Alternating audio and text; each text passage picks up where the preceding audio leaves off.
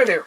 This is part 3 of my Kel-Tec SU-16 review, and this is the assembly or disassembly and reassembly of the rifle for cleaning. As you can see, the gun's absolutely filthy. I'm not going to shoot a video of me cleaning the gun. It's just going to be long, boring, and there's really going to be no point to it. So I'm just going to quickly disassemble and reassemble the rifle. I'll try not to fumble around too much. You're going to see a little bit. Live with it. I'm not perfectly smooth. Now, I've already loosened up the rings so I can just tilt it off. I just got this sitting on here so you can kind of see my starting point. First thing, get the scope off. You need to get it off in order to get the tube out. You can clean the rifle without it, but it's better if you get the gas tube and the head of the piston here in order to make sure things are right. Of course, I have checked the rifle to make sure it's safe. If you do have the bolt locked back, you're going to want it in the forward position before you go too far, and you'll see why. I find the easiest thing to do is just get the stock folded up. First of the bits and pieces I don't want to lose. This is where the bipod actually comes in kind of handy. Next, what we do is we pull this tube out and twist it. Now, hopefully the camera will pick this up. There is a tab on the tube right here, and you just got to pull this tube forward and turn it 90 degrees so it's facing the top here. You can see there's a notch right here. Here, I hope I can see it. There. Anyway,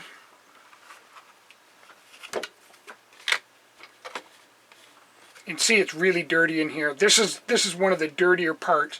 That and inside the hand grip. Bit of a pain to clean. So you pull this forward, turn it 90 degrees, and then let it slide forward. And this is the part where if you have the bolt locked back, it's just not going to work. You need the bolt forward to get this part done. Then you push it forward. Now, if you let go of it, it'll start dropping. Don't let it drop until you get the bolt all the way back, then let it drop and slide your bolt handle out.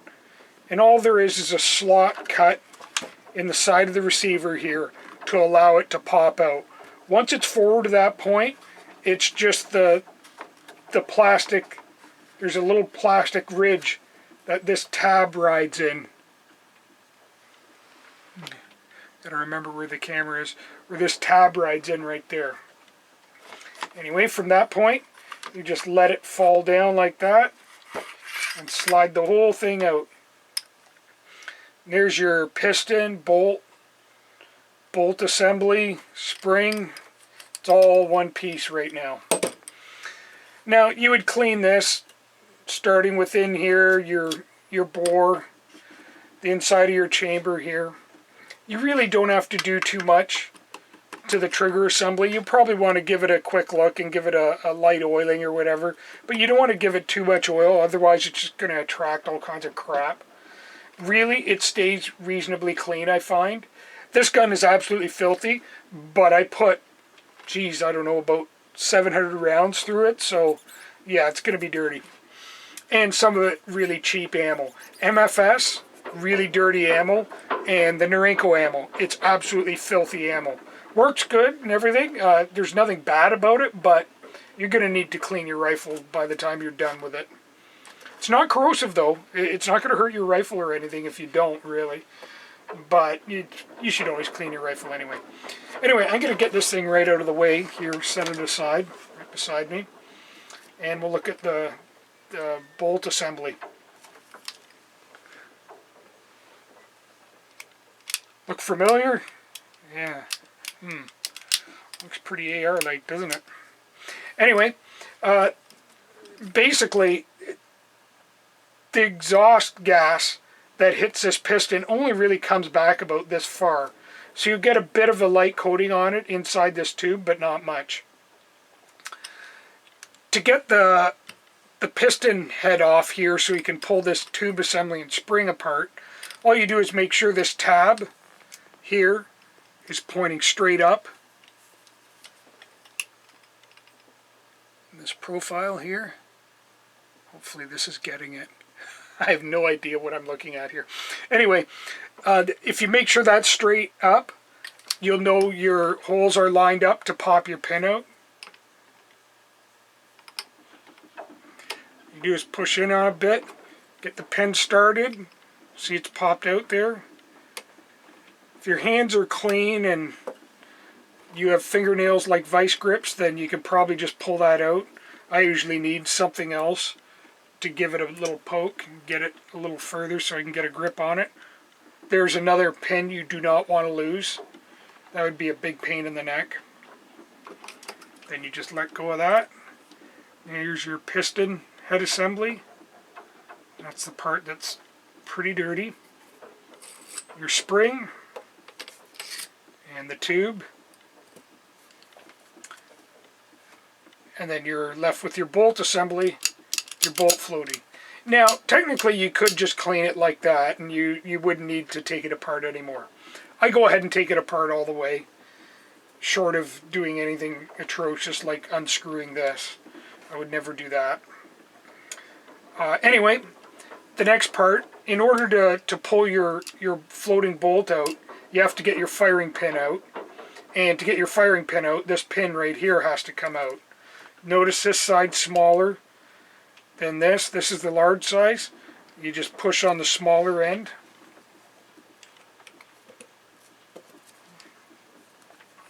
So,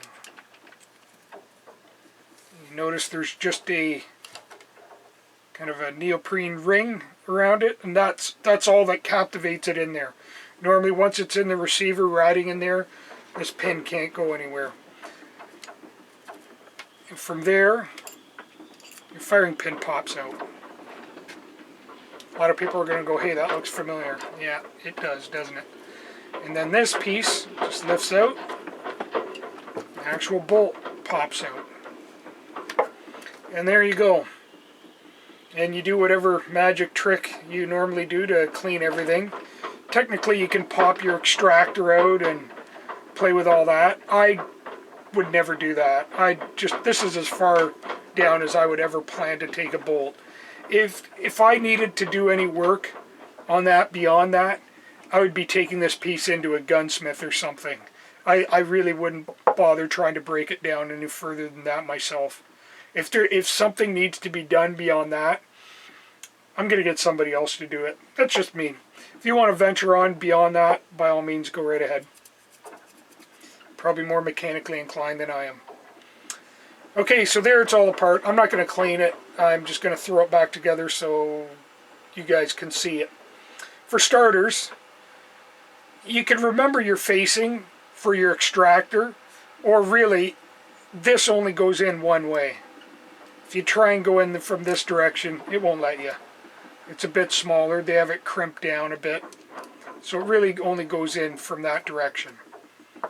Anyway, for starters, you run this in.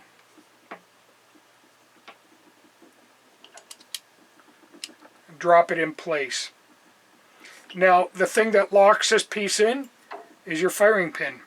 Runs right through the shaft of that.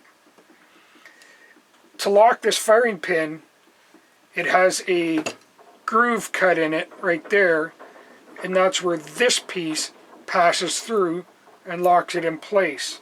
So you got to make sure that groove is facing up from this orientation. And you can visibly see it. That's a pretty decent sized hole. You just got to make sure you have it in far enough so the firing pin is almost all the way through.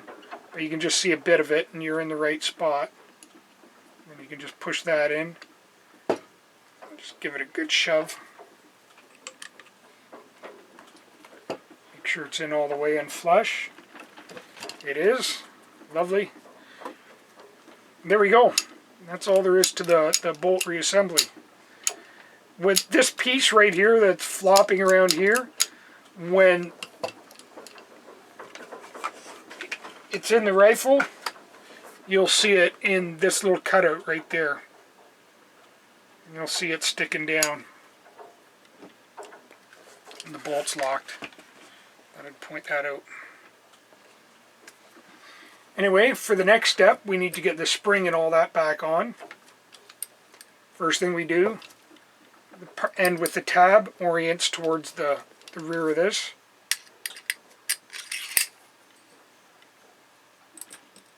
We run the spring in. Again, if you want all the holes to line up, you need to have your tab straight up like that. You'll be able to see right through here. This section you'll be able to see through. And then you'll need to orient the hole in your piston to line up with those two sets of holes. So basically you're lining up the three things.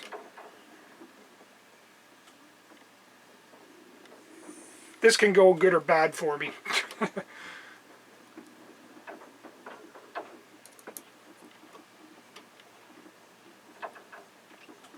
And there it is. It's in place.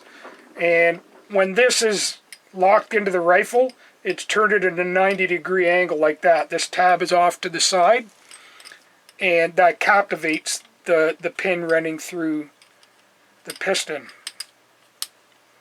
Very simple. Now, this is the spring. You want to kind of keep an eye on the tension. You want to make sure it always has a pretty good tension. Otherwise, crazy things are going to happen. This bolt's going to start slamming back into the rear of the receiver. I would imagine the first thing that's going to happen is you're going to start noticing wear right there as the bolt handle starts slamming against back here. From there, it'll probably start doing damage into the back of the receiver. Then you really will get a crack back there. Okay, for the next step, for starters, you want to make sure this tab is pointed straight up, much like you did when you were trying to run the pin in. That's where you kind of want to get it started, because there is a groove that tab needs to ride in inside the top here. That has to ride all the way through the top out. Then you pull it out and turn it and locks in to a tab cut in the side here. Flip it around. You can just see a bit of a cutout right here. That's where that tab locks in. Pretty simple deal. Now, when you're putting this in, what you need to do is keep this bolt pushed forward as you're feeding it up through. You get your handle through it, and all the time you need to keep this forward to move the rod forward. If it slides back, it'll kind of lock in place and you won't be able to move anything.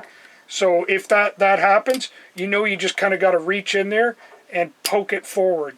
You can usually get it from underneath here, and you just push it forward with your fingernail or whatever and then run it up, and it'll be free. You'll see what I'm talking about as I go. Again, if you're going to see me fumbling around, this is going to be the spot right here. So it's all the way back. It's in the groove. The tab's in there. You can feel it kind of locked in there. It's all the way back. This is the time for the bolt handle to get in place. Just get it started, then let it drop. Slide it in. I'll do that again.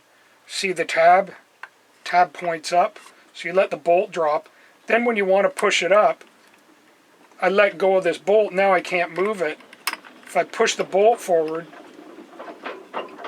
in the bolt carrier, all of a sudden it works, and I can get it all the way forward. I just feed it up, line it up, push the tube forward, turn it 90 degrees, and lock it back in. And there you go. Very simple. That's about all there is to it. One mistake I just made, this piece right here. This gas tube has to pass through this section. So what I'm going to have to do is back it off to the point where it's going to let me do that. There you go. And now I got to slide that forward. So this plastic piece where the foregrip locks into, it has this cutout here that this tube rides in. Make sure you get that, otherwise you'll end up having to do what I just did there. There we go, groovy. From there, you just put the rifle back together as you would normally. Fold the stock, mount your scope, lock your forend, and you're pretty much ready to rock and roll. Very simple. Not much to it. Pretty easy to clean. You're going to get dirty, of course, just more so than you would with a bolt gun because you're handling all this stuff, pulling it apart. But if you know ahead of time you're going to get dirty and you get an old rag handy or whatever, you'll be good to go. So anyway, I'm going to pull this all back apart now and give the gun the actual cleaning it desperately needs and give it the love and attention it deserves, and then maybe I'll get this video posted up there. Anyway, hope you enjoyed it. Please leave comments if you have any questions or have want to point out something I missed. By all means, please do say something. Even better, shoot a video and give me something to watch. I'm sure a lot of people have different things they would like to say about this rifle, and I encourage everybody to chime in and throw everything out there, get some good information out there. Anyway, have yourself a good one. Till next time. Oh, I should probably mention, if you're hearing background noise and slamming around, I happen to be in kind of a windstorm. Now, I'm at the dock and tied in, but the boat is still moving around quite a bit. You noticed I had my, dirty fingerprint glass of water. Of course, the wind's going to die down. If it does it. Yeah, you can. I don't know if you can hear that or not, but that's the wind slamming the rigging into the mast, and you'll. Yeah, I'm just getting light little gusts, but you see a bit of movement in the water, and this is one of these times where I have nothing better to do but clean my rifles. Heaven forbid I try and reload ammo and weigh charges. I can pretty much do everything else, but I cannot weigh charges in weather like this. Just thought I'd throw that in if somebody's kind of listening to the video kind of going, what's all that noise? It's just the wind in the rigging. Very windy out. Probably about 25, 30 knots. Not a day I'd really want to go for a sail. It's actually quite late now. It's dark out, so yeah, it wouldn't be good to be out on the water in this, really. Anyway, have a good one.